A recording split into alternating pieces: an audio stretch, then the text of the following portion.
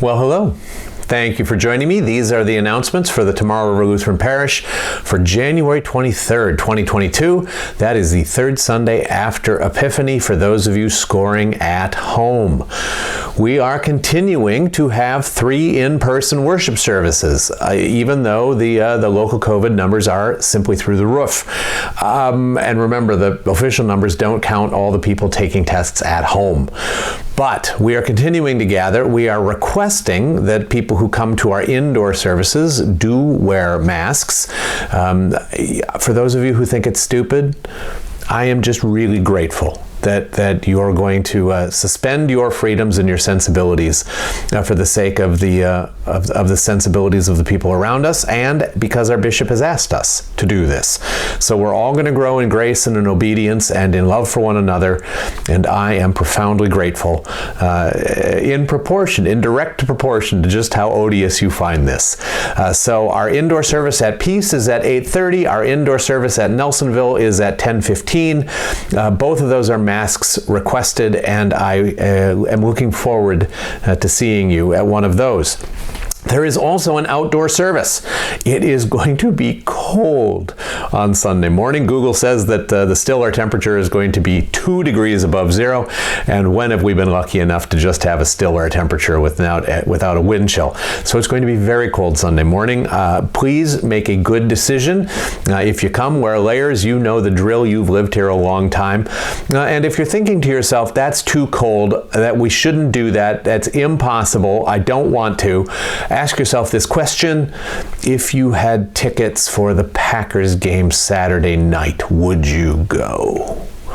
And if the answer is yes, then I look forward to seeing you at church on Sunday morning. Church is way more important than any football game could ever possibly be. And if the answer is no, then you have grace and permission to do what you need to do some other way. But those are our services. Of course, the outdoor service, mask is not required. But, with a 10 or 15 below wind chill, a mask might be a really nice thing to have. And that would be a nice thing to change that in our heads. All right. That's the worship services. The prayer list is available. It's always in the top right corner of the website so that you can click it and you can see what's going on.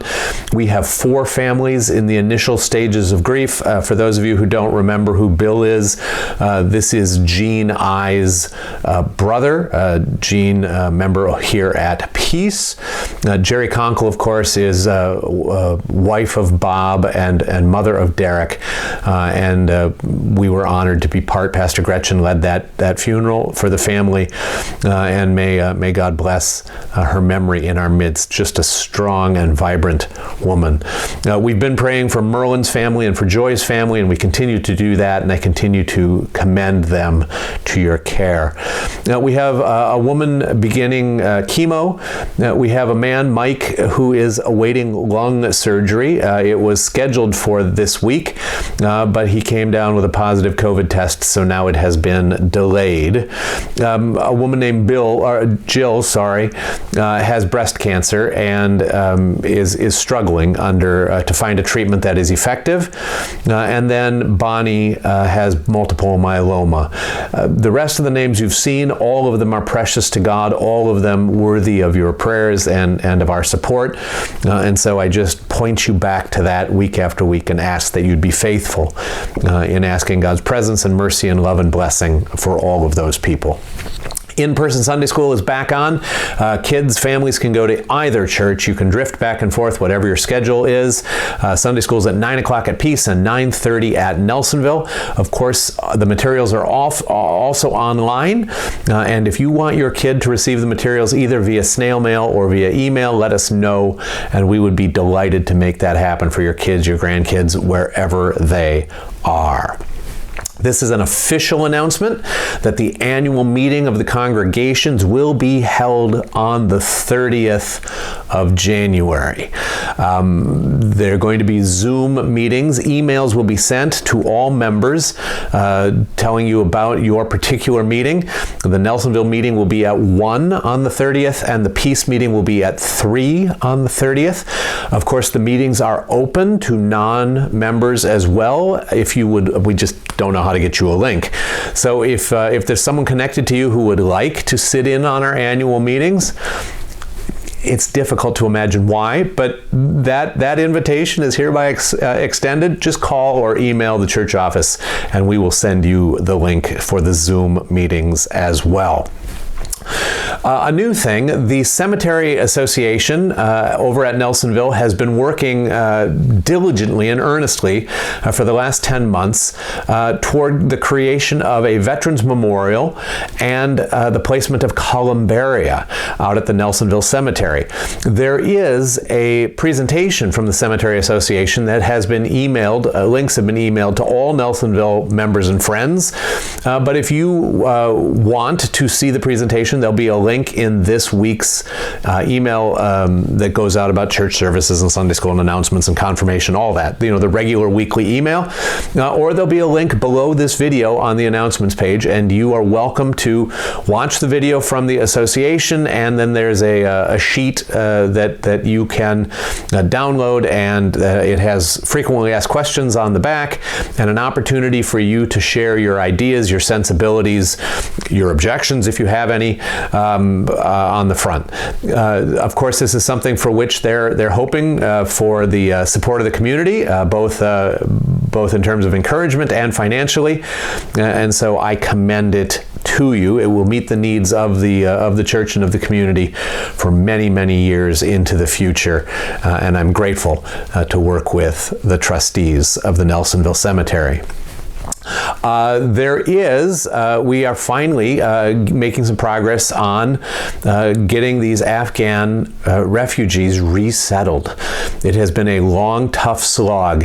My current understanding is that there will be 18 families that are settled in the Fox Valley, and that right now teams are forming to care for these families, that each team would have responsibility to care for and walk with and bless and love and help one of the families. If that's something that's on your heart, I would love to get you information and to help you set up a team. There's no reason that each of our churches can't take responsibility for one of these families. We certainly have been blessed beyond all measure, and so I invite you to be thinking about that. There are a whole lot of other announcements. We could spend a long time doing announcements, but I'll just ask you to look below this video at anything there. And if you have questions, call. It's fun to talk to you. It's fun to hear from you. And I spend a lot of time missing you and hoping that God continues to bless, protect, and keep you in faith. Last thing we'll say here is just a reminder to all of you that the federal government is sending out free COVID tests to any household that requests them. That each legal address in the country is entitled to 4 COVID tests. And, I don't know where you're shopping, but I haven't been able to find them anyplace I'm shopping. So to have them show up on my front porch sounds like a good thing.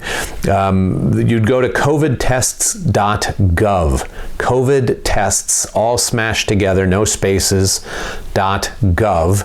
And the form to fill out is literally your name and your address. And so then you can expect those in the mail sometime soon. I think those are the critical announcements. It's good to see you. I hope that God is merciful to us, to you, to our congregations, that this current peak is the last such peak, and that we can sometime soon get back to a more normal life. In the meantime, don't be a stranger. Stay in touch. I hope you're well. Bye-bye.